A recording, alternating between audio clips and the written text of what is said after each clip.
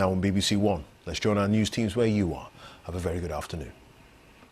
Hello and welcome to Look North, the main news from our region this lunchtime. What do we want? Fair pay! When do we want it? Now! Yorkshire nurses and ambulance paramedics joined the biggest ever round of NHS industrial action. And was this how you felt watching the final episode of Happy Valley last night? We'll get reaction from the Calder Valley.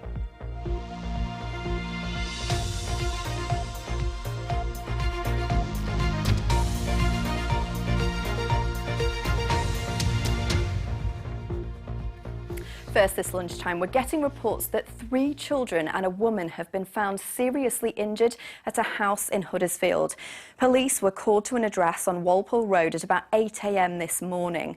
3 young children and a woman were found to have suffered serious injuries believed to have been caused by a knife. All 4 are now in hospital and a woman has been arrested on suspicion of attempted murder. We'll bring you more information at 6:30. Now, our nurses and ambulance staff from across the region are out on strike again today. It's being described as the biggest week of industrial action in the NHS. Members of the Royal College of Nursing and ambulance staff from the GMB union say they're worried about pay and patient safety. Here's Jamie Coulson. Well, this is the picket line at the Leeds General Infirmary where nurses who are members of the Royal College of Nursing are out on strike. Elsewhere, ambulance workers who are part of the GMB union are staging a 12-hour strike today as well, between 6 a.m. and midday, and then again between 6 p.m. and midnight. This is all part of the ongoing dispute over pay and conditions. As with previous strikes, they have put measures in place to ensure that life-preserving care continues, but less serious cases may well face disruption or delay. But both unions say that they are doing this as a last resort and don't want to be on strike. Our members are incredibly angry and frustrated. They don't want to be out on these pickets, but more importantly, the public want this to end now as well. So the government need to make an offer. They've got to talk pay. With the government, it's deadlocked. They aren't coming out to talk to us. They've talked to Scotland, they've talked to Wales, so Rishi really needs to come and speak to England. The government say that despite their contingency measures, these strikes will inevitably cause disruption. They believe that their pay offer is fair and strikes a balance between recognising the importance of public sector workers and minimising inflationary pressures and managing the country's debt. At this point, it is difficult to see where a resolution lies. Thanks, Jamie. Now, TransPennine Express will meet with the government this week to try and work out a recovery plan. Up to 45% of services have been cancelled in recent weeks. That's due to a dispute with drivers about overtime payments. Transport for the North, an organisation that represents all of the North's local councils, says the problems have to be sorted for the sake of passengers and the economy. The service has been appalling. Everybody's acknowledged that. The Prime Minister's acknowledged that the service is unacceptable. And the mayors who are dealing with the problems day to day are just saying we can't go on like this. I mean, I've seen some figures which is saying it's costing the regional economy £8 million a week. And cumulatively, that's a lot of money. It's a lot of cash in the area. Council taxpayers in York and North Yorkshire could be about to see the amount they pay towards the police and fire service increase by almost 5%. The Police, Fire and Crime Commissioner, Zoe Metcalfe, will be asking for an extra £14 for policing and £5 for fire cover for the average Band D property at a scrutiny meeting later today. Now in sport, Sheffield Wednesday moved to the top of League One after beating leaders Plymouth Argyle 1-0. More than 33,000 were at Hillsborough, and 7 minutes in, Callum Patterson volleyed in the only goal of the game. Wednesday had a second goal controversially ruled out for offside. The win sees the Owls draw level with Plymouth in the table, but they sit top because of their better goal difference and have a game in hand. Now, were you one of the many millions glued to the last ever episode of Happy Valley last night? Don't panic if you haven't watched it yet, there'll be no spoilers here. The rolling hills of the Calder Valley provided a spectacular backdrop for filming, so entertainment correspondent Colin Patterson went to Hebden Bridge to join fans for a viewing party. Right in the heart of Hebden Bridge, a pub which not only briefly featured in Happy Valley, that's it on the left, but was hosting a final night viewing party with a Guess the Ending competition.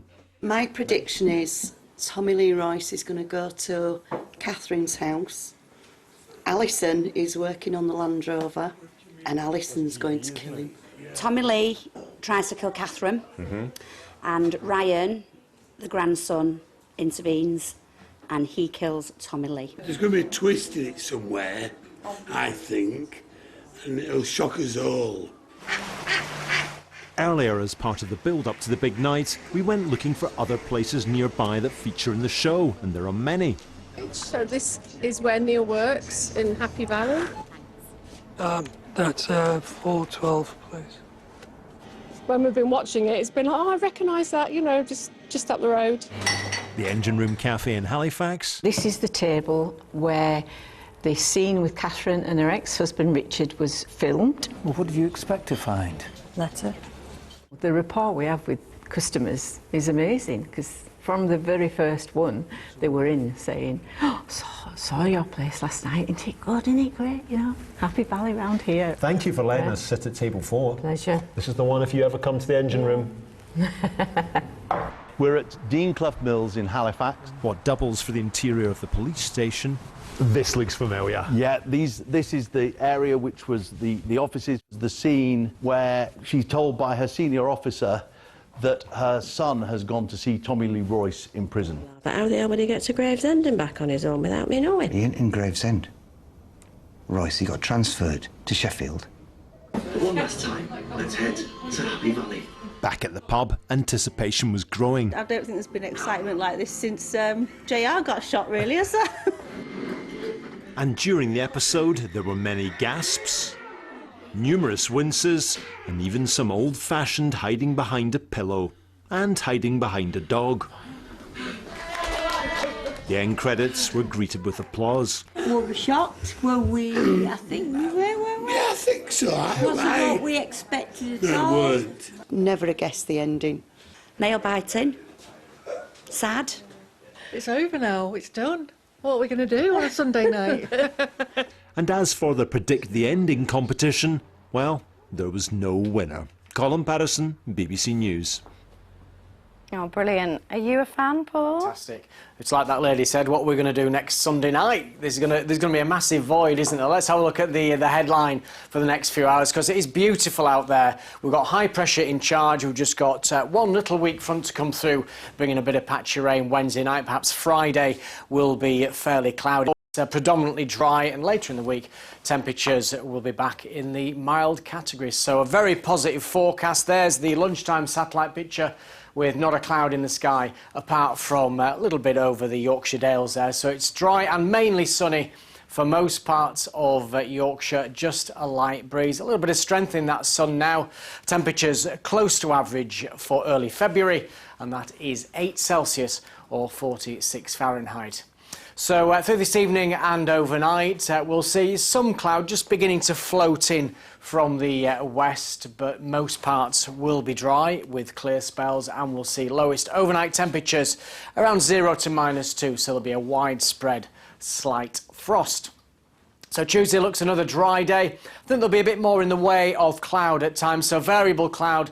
There'll still be some spells of sunshine, and again, we're just looking at a light breeze. That will be coming in mainly from the southwest, and temperatures a little above average, 9 or 10 Celsius. Very nice indeed. 10 is 50 Fahrenheit. Staying generally dry Wednesday through to Friday into the weekend. You can see next weekend 10, 11, possibly 12 degrees. That is not a bad forecast, Hannah. Lovely. It actually is a Happy Valley. That's all from us. We'll see you soon. Bye-bye.